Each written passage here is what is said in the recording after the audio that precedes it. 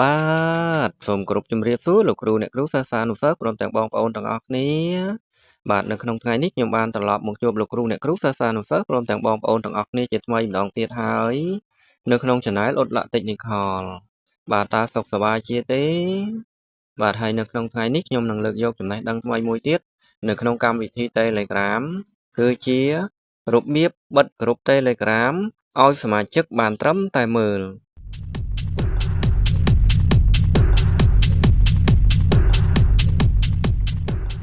បាទហើយដើម្បីយើងបិទក្រុម Telegram ហើយឲ្យសមាជិកបានត្រឹមតែមើលនៅក្នុងក្រុមនោះតើយើងត្រូវធ្វើដូចម្តេចដូច្នេះដើម្បីចូលទៅដល់ការបង្ហាញរបស់ខ្ញុំបាទខ្ញុំសូមលោកគ្រូអ្នកគ្រូសិស្សានុសិស្សព្រមទាំងបងប្អូនទាំងអស់គ្នា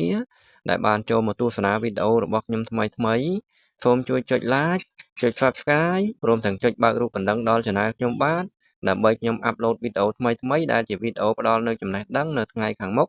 បានបង្ហាញចែកជូនដល់លោកគ្រូអ្នកគ្រូសិស្សានុសិស្សព្រមទាំងបងប្អូនទាំងអស់គ្នាបានឃើញមុនគេ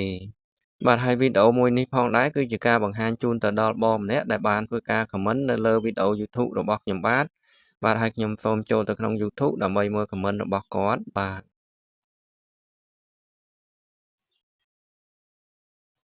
បន្ទាប់មកខ្ញុំចូលទៅកន្លែងរូប profile នៅខាងក្រោមនេះ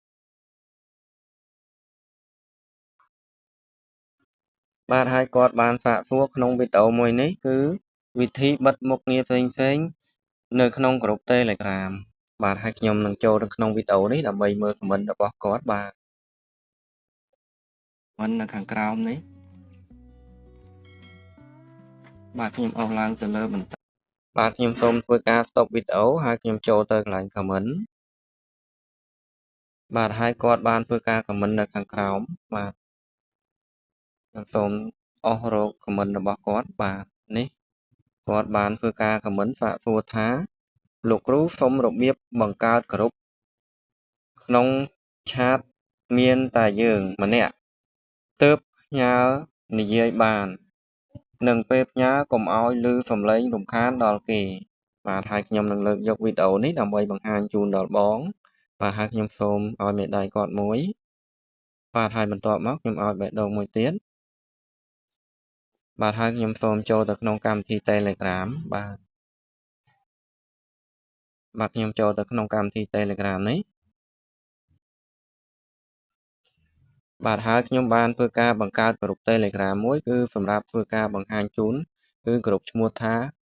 ក្រុមមេរៀន Telegram នេះហើយខ្ញុំសូមបញ្ជាក់ជូនដល់បងដើម្បីយើងធ្វើការបិទឲ្យសមាជិកបានត្រឹមតែមើលនៅលើក្រុមរបស់យើងគឺតើតែយើងជាម្ចាស់ក្រុមឬមួយក៏យើងជា admin នៅក្នុងក្រុម Telegram នោះហើយប្រសិនជាយើងជាសមាជិកគឺយើងមិនអាចបិទមិនឲ្យសមាជិកដទៃទៀតធ្វើការផ្ញើឯកសារឬមួយក៏ voice ជាសំឡេងឬមួយក៏ផ្ញើជា sticker ផ្សេងៗនៅក្នុងក្រុមនោះបានទេបាទហើយខ្ញុំសូមធ្វើការបង្ហាញដែលខ្ញុំចូលទៅក្នុងក្រុម Telegram នេះបាទហើយខ្ញុំចូលទៅកន្លែងរូប logo របស់ក្រុមនេះបាទហើយនៅក្នុងក្រុម Telegram នេះគឺមានឈ្មោះចំនួន2គឺទី1ឈ្មោះថាអ៊ុតឡាក់គឺជា owner គឺបានន័យថាជាម្ចាស់ក្រុមនេះបាទហើយឈ្មោះថា Lack Technical នេះគឺជាសមាជិកបាទហើយនៅពេលដែលក្រុម Telegram នេះខ្ញុំមិនទាន់ធ្វើការបិទគឺគណនី Telegram របស់ខ្ញុំឈ្មោះថា Lack Technical ជាសមាជិកនៅក្នុងក្រុមនេះគឺយើងអាចធ្វើការផ្ញើឯកសារឬមួយក៏ voice ជាសំឡេងនិងផ្ញើរូបភាពវីដេអូចូលទៅក្នុងក្រុមនេះបានបាទហើយដើម្បីយើងធ្វើការបិទគឺយើងចូលទៅកន្លែងសញ្ញាខ្មៅដៃនេះបាទរួចហើយយើងចូលទៅកន្លែងពាក្យថា permission នេះបាទហើយនៅកន្លែង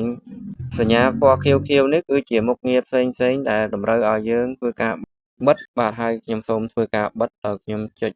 បិទពណ៌ខៀវៗនេះឲ្យចេញពណ៌ក្រហមបាទបន្ទាប់ពីយើងបិទទាំងអស់នេះហើយយើងចុចសញ្ញា tick នេះបាទរួចហើយយើងចុច tick មួយទៀតបាទហើយខ្ញុំសូមចេញមកខាងក្រៅវិញបាទហើយខ្ញុំនឹងចូលទៅក្នុងគណនី Telegram របស់ខ្ញុំឈ្មោះថា Lack Technical ដើម្បីចង់ដឹងថានៅក្នុងក្រុម Telegram នេះតើខ្ញុំជាសមាជិកអាចចូលទៅផ្ញើរូបភាពឬមួយក៏ឯកសារនៅក្នុងនេះបានដែរឬទេបាទហើយខ្ញុំសូមចូលទៅកន្លែងសញ្ញាត្រី3នេះ បាទហើយបន្ទាប់មកខ្ញុំចូលគណនី Telegram របស់ខ្ញុំឈ្មោះថា Latinicol នេះបាទហើយនេះគឺជាក្រុមមេរៀន Telegram នេះបាទហើយខ្ញុំសូមចូលទៅខាងក្នុងបាទនៅខាងក្នុងក្រុមនេះគឺมันមានកន្លែងដែលយើងធ្វើការសរសេរជាអក្សរมันមានកន្លែងយើងធ្វើការផ្ញើរូបភាពឬមួយក៏ជាសំឡេងទេគឺគណនី Telegram ខ្ញុំឈ្មោះថាអ៊ុតឡាក់នោះជាម្ចាស់ក្រុមបានធ្វើការបិទនៅមុខងារផ្សេងទាំងអស់គឺនៅក្នុងក្រុមនេះសមាជិកគឺបានត្រឹមតែមើលឯកសារដែលមាននៅក្នុងក្រុមនេះបាទហើយដោយសារនៅក្នុងក្រុមនេះខ្ញុំជាម្ចាស់មិនទាន់បានផ្ញើឯកសារគឺមិនទាន់ឃើញមាននៅក្នុងនេះបាទហើយខ្ញុំនឹងធ្វើការបង្ហាញនៅចំណុចមួយទៀតគាត់បានសាកសួរថាគឺយើងធ្វើការផ្ញើនៅសារផ្សេងគឺកុំឲ្យឮសំឡេងចូលទៅក្នុងក្រុមនេះបាទខ្ញុំសូមចេញមកខាងក្រៅវិញដល់ខ្ញុំចូលមកគណនី Telegram របស់ខ្ញុំឈ្មោះថាអ៊ុតឡាក់នេះបាទហើយខ្ញុំចូលមកក្រុមមេរៀន Telegram នេះដដែលបាទរួចហើយខ្ញុំចូលទៅកន្លែងខាងក្រោមនេះដើម្បីធ្វើការ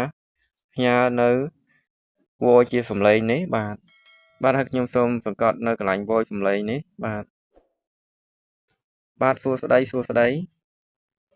បន្ទាប់មកខ្ញុំចុចកន្លែងសញ្ញាស្មើ